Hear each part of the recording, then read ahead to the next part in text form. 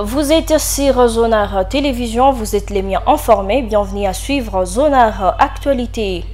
Les forces d'autodéfense d'Iwazalendo avancent dans les territoires de Rutshuru sur l'axe Kabizo-Butare où ils ont réussi à déloger les M23 lors des affrontements de ce vendredi 15 novembre 2024 dans la cité de Butare située dans le groupement des Tongo. Selon nos sources sur place, les Wazalendo ont pris le contrôle de Butare et ont incendié les camps des M23 qui étaient installés avant de foncer vers les centres de la cité. Sylvain Kandouki pour les détails. À Rutshuru, les Wazalendo ont récupéré Butare dans les groupements des Tongo et neutralisé 25 éléments M23/RDF ce vendredi 15 novembre 2024. C'était vers 11h de ce vendredi que les Wazalendo ont repoussé les forces adverses et pris le contrôle des Butare situés dans les groupements des Tongo. Après avoir incendié ces campements des mouvements rebelles d'M23, les Wazalendo ont pénétré dans les centres de Butare. Des tirs entendus à distance alors que les Wazalendo poursuivaient les éléments ennemis d'M23/RDF et 25 corps de ces éléments rebelles ont été retrouvés sur la place à Butare. La situation est restée volatile et des combats se sont toujours poursuivis. De l'autre côté, dans les Massissi, la situation sécuritaire reste précaire dans certains villages du groupement des Oufamandou 1er suite à la poursuite de violents affrontements opposant les rebelles d'M23 aux résistants Wazalendo dans cette partie du territoire des Massissi. D'après la société civile dans la région, les Wazalendo se sont affrontés de nouveau à ces rebelles d'M23 toute la journée du mercredi jusqu'au matin du jeudi 14 novembre 2024 dans les villages d'Ngololo et Lushangi. Un déplacement de la population s'est fait observer dans la zone et il s'y est signalé que ces combats interviennent après une accalmie de près de 2 mois dans cette partie du territoire des Massissi. À Nitouri, 147 anciens combattants composés des hommes et femmes ont été présentés ce jeudi 14 novembre 2024 après avoir fini le processus de désengagement des démobilisés PDDRCS au site de Diango en territoire d'Irumu. Il s'agit des combattants qui ont déposé les armes contre la République et qui ont choisi de servir sous les drapeaux congolais pour certains et d'autres qui ont choisi une réintégration sociale. Les reportages de la cellule de communication du PDDRCS suivez. 174 démobilisés constitués de hommes et femmes connaissent une réintégration communautaire grâce au projet TIMO financé par l'Union européenne et mis en œuvre par l'OIM. Ce jeudi 14 novembre 2024, ces derniers ont reçu des certificats attestant la fin de leur processus de désarmement au site de Diango, localité située à une dizaine de kilomètres de la ville de Bunia. Il est presque ma délégation les yachts et tout.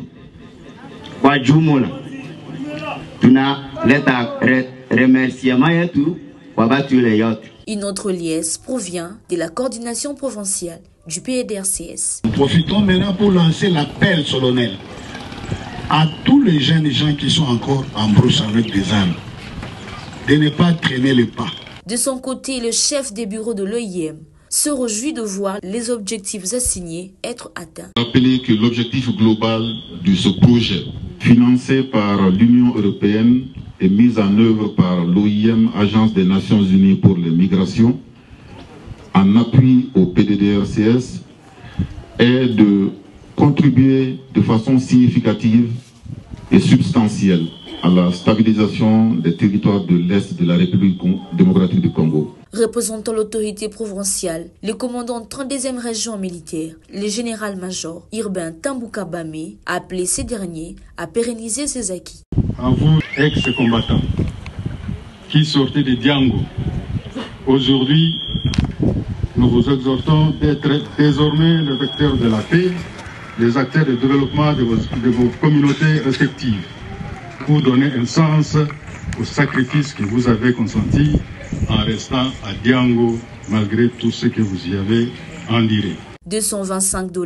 Telle est la rémunération perçue par ces exécutants de travaux de haute intensité à main-d'œuvre. Ces fils et filles de l'Ituri qui ont accepté de saisir la main tendue du chef de l'État, Félix-Antoine Tshisekedi Tshilombo, en enterrant la hache de la guerre à travers le PDRCS, lancé officiellement en Ituri par le gouverneur militaire de l'Ituri, le lieutenant-général Boyan Kachama Johnny, le 17 avril de l'année dernière. Toujours à Ituri, 4 autres combattants d'autodéfense ont rejoint ce jeudi 14 novembre le programme de désengagement, de démobilisation, relèvement communautaire et stabilisation PDDRCS selon les sources militaires de la 32e région militaire de FARDC. Et puis la culture, le festival Amani est confirmé pour ce samedi 16 et dimanche 17 novembre 2024 en ville de Goma. C'est après la levée de l'annulation de cet événement culturel par le maire de la ville de Goma que les organisateurs ont annoncé dans l'après-midi de ce vendredi la tenue de cette 10e édition pour 2 jours au lieu de 4 jours. Les détails sur cet événement sont à retrouver sur votre chaîne Zonar TV dans la zone en parle. Parlons de la santé, le virus du Mpox est toujours présent en RDC et avec des chiffres inquiétants que le ministre national de la Santé, Roger Kamba, a présenté lors de son dernier briefing avec le ministre de la Communication, Patrick Mouyaya. Le nombre de cas s'accumule et face à cette urgence sanitaire, l'Allemagne a fait un don de 1000 doses de vaccins à la RDC pour y répondre. Quelle est la situation actuelle? Sylvain Kanduki nous en dit plus. Pour la semaine écoulée, la République démocratique du Congo a enregistré 834 cas suspects, 81 cas confirmés et 3 cas de décès parmi ces suspects.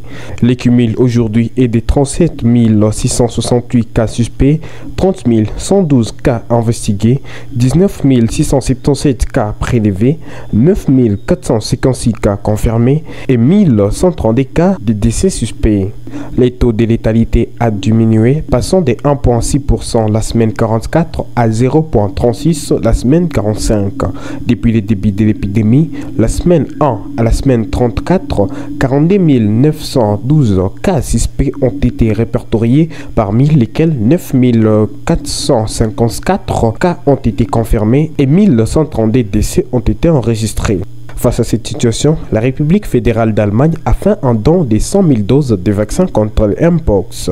Et ce jeudi 14 novembre 2024, les gouvernements, à travers le ministère de la Santé, ont procédé à la signature de la stratégie de coopération entre l'OMS et la République démocratique du Congo 2024-2029. C'est une étape pour renforcer l'accès aux soins de qualité. Et donc pour nous, c'est très important d'avoir une stratégie commune avec l'OMS parce que l'OMS, c'est la première organisation mondiale de la santé d'ailleurs, c'est ça même son titre.